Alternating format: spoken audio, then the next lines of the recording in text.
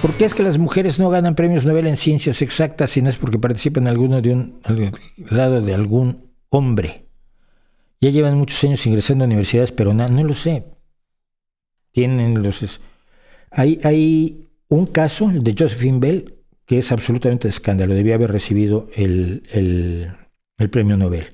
Otros casos que se mencionan no son tan claros. Algunos, como el de Rosalind Franklin, por ejemplo, se les olvida que cuando se dictaminó el premio Nobel a los descubridores del ADN, ella ya había muerto y no se le da el premio Nobel a nadie que haya muerto. Entonces no se cometió ninguna injusticia con Rosalind Franklin, pero sí es importante mencionar que ella tomó la fotografía por rayos X que permitió a Crick y Watson concluir que efectivamente el ADN era una estructura en forma de hélice. No se les da el premio, no lo sé. Puede ser por muchas razones. Puede ser por sexismo. Puede ser por desprecio a las mujeres. Puede ser porque ninguna mujer todavía está encabezando un grupo que tenga los resultados que los comités Nobel consideran relevantes. No lo sé, pero me costaría mucho trabajo asumir uno u otro.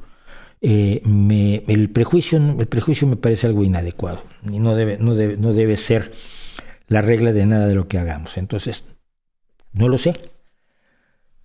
Lo que sí es que va a ser muy difícil. Espera, y Marie Curie, la segunda vez que le dieron el premio a Marie Curie, ¿no fue sola? Revísalo. Mira, si quieres un grupo de investigadores que solo sean mujeres, también estás un poco tremendo. Es lo razonable que los grupos de investigación sean de hombres y mujeres.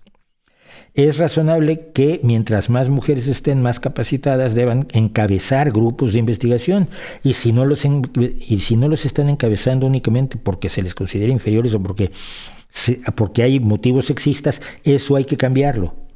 Punto. Eso no se discute, hay que cambiarlo y ya. Pero no sé si es el caso y no voy a concluir de esto.